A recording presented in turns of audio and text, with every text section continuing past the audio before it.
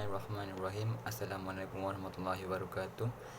Hari ini saya, Mio Syakir Zufairi, akan memberi sedikit tazkirah ringkas yang bertajuk Akidah Kukuh Kepimpinan Teguh.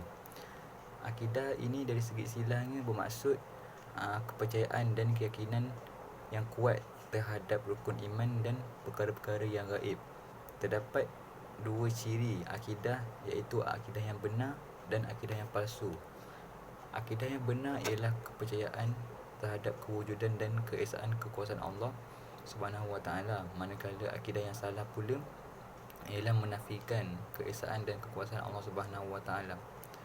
Dalam satu hadis surah Al-A'raf ayat 172, Allah Subhanahu wa taala berfirman, "Ingatlah wahai Muhammad ketika Tuhanmu mengeluarkan zuriat anak-anak Adam turun-temurun daripada tulang belakang mereka, dan ia menjadikan mereka saksi terhadap diri mereka sendiri, sambil ia bertanya dengan firman-Nya, bukankah aku Tuhan kamu?" Mereka semua menjawab, "Benar, engkaulah Tuhan kami. Kami menjadi saksi. Yang demikian supaya kamu tidak berkata pada hari kiamat kelak, sesungguhnya kami adalah lalai, tidak diberi peringatan tentang hakikat tauhid ini."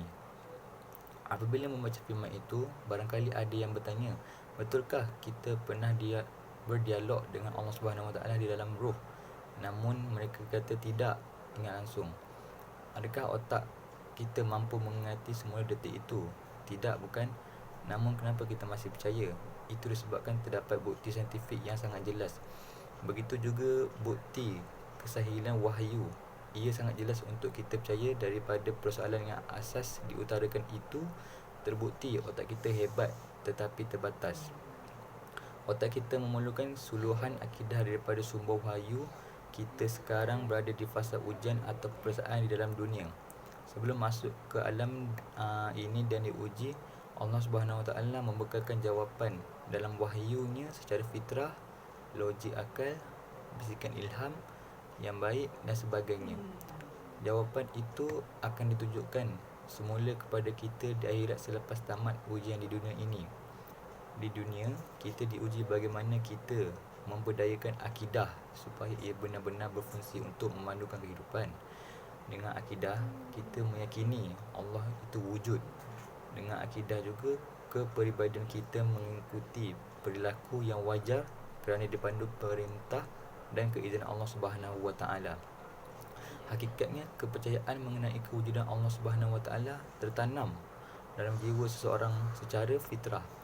Kita dilahirkan dalam fitrah, iaitu beragama Islam. Bagaimana pula kita mampu menguatkan fitrah agar akidah mampu berfungsi sebagai kekuatan berhadapan cabaran zaman? Bagaimana kita boleh menjadikan akidah penggerak motivasi untuk menjadi hamba dan khalifah Allah Subhanahu Wa Taala yang lebih baik? Kita perlu mengetahui pengertian akidah secara bahasa. Akidah adalah simpulan yang kuat. Simpulan itu adalah keyakinan kukuh tanpa digugat oleh syak atau keraguan.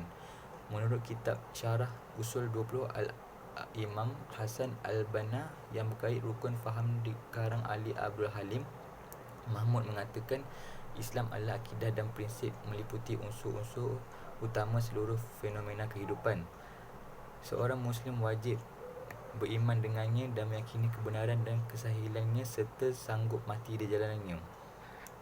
Allah Subhanahu Wa Taala mempunyai nama-nama dan sifat-sifat yang mengagumkan. Allah Subhanahu Wa Taala juga menunjukkan tanpa kewujudannya melalui kejadian alam ini. Kehebatan alam semakin terselah dan membawa kita kepada hakikatnya adanya pencipta. Apabila kita meneroka ilmu sains, saintis mengakui ilmu sains boleh menerangkan kehebatan alam, namun tidak terdaya menciptakan segala sistem sehebat sistem alam. Alam gaib tidak